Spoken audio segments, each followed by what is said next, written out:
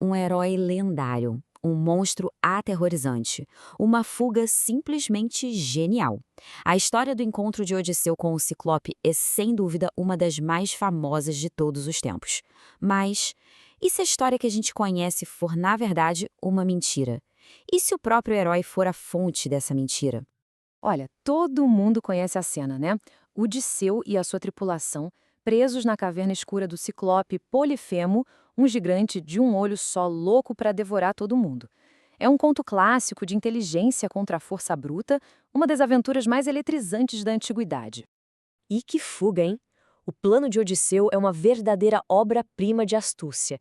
Primeiro, ele embeba do gigante com um vinho super forte.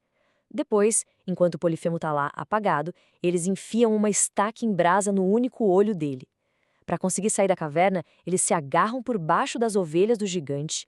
E o toque final, a cereja do bolo, Odisseu diz que seu nome é Ninguém. Aí, quando o Ciclope cego grita por ajuda, ele só consegue berrar: Ninguém está me machucando. É ou não é genial? Pois é, essa é a versão heróica da história que a gente adora contar. Mas será que é essa a história completa? Porque se a gente olhar com um pouco mais de atenção para o que o próprio Odisseu fala, umas contradições bem curiosas começam a aparecer. E elas sugerem que tem muito mais coisa aí do que parece. Vamos começar pela descrição que o Odisseu faz. Antes mesmo de contar a história da fuga, ele descreve os ciclopes para os seus anfitriões, os feácios. Ele fala que eles são selvagens sem lei que deixam tudo por conta dos deuses. Basicamente uns primitivos, sem sociedade, sem cultura nenhuma. Guardem bem essa frase, porque essa é a versão oficial dele. Só que aí, o próprio Odisseu se contradiz. Ele chama os ciclopes de primitivos, mas o que ele encontra na caverna? Queijo maturando, um sinal claro de uma cultura pastoril. Ele mesmo descreve o jeito carinhoso como o Polifemo cuida das suas ovelhas. E o mais revelador de tudo, quando o Polifemo grita, outros ciclopes aparecem para ajudar, provando que eles têm sim uma comunidade. A evidência que ele mesmo dá não bate com a acusação que ele faz. Então a gente fica com essa pergunta, né? Por que a história do Odisseu tem essas falhas? Será que ele está simplesmente mentindo? Ou será que essa contradição toda revela algo bem mais profundo sobre os preconceitos e a perspectiva do próprio Odisseu? Para responder essa pergunta, a gente precisa entrar na mente de um grego antigo e entender como eles enxergavam qualquer um que não fosse grego. A palavra que logo vem à cabeça é bárbaro. E sabe de onde ela veio? Para os gregos, se alguém não falava grego, a língua dessa pessoa soava como um monte de bar, bar, bar. No começo era só uma descrição do som, mas rapidinho se tornou um termo carregado de arrogância cultural, sabe? Significava inferior, não civilizado. E para Odisseu, o Polifemo era o bárbaro perfeito. Ok, agora que a gente entende esse preconceito grego, estamos prontos para descobrir a peça final desse quebra-cabeça.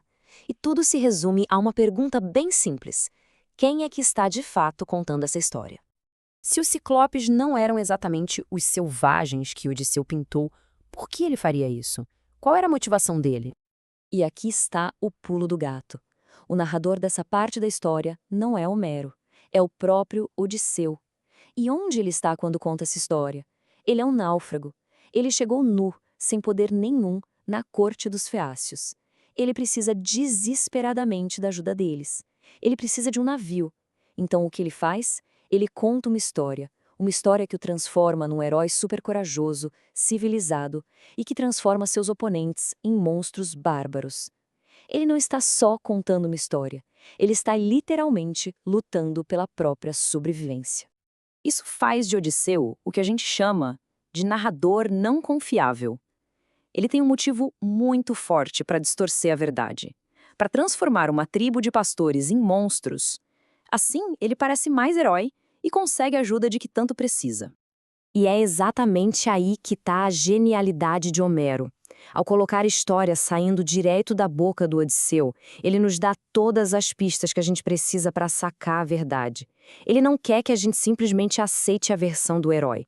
Ele nos convida a sermos detetives e a questionar a própria natureza da verdade.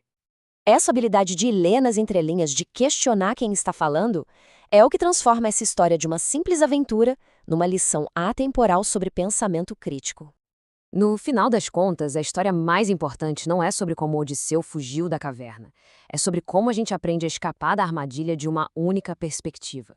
nos ensina a fazer a pergunta mais crucial de todas: quem está contando essa história e por quê? Então, o que a gente leva disso tudo? Primeiro, é bom lembrar que as histórias são sempre moldadas por quem as conta. Segundo, é fundamental se perguntar qual é a motivação do narrador. Terceiro, é preciso ficar de olho nas contradições, onde o que se fala não bate com as provas. E por último, reconhecer que o preconceito cultural sempre vai dar um tom diferente para qualquer narrativa. E isso nos deixa com uma pergunta para a gente aplicar a tudo o que ouvimos, desde textos antigos até as notícias de hoje. Qual história está sendo contada? E mais importante, o que o contador dessa história quer que a gente acredite?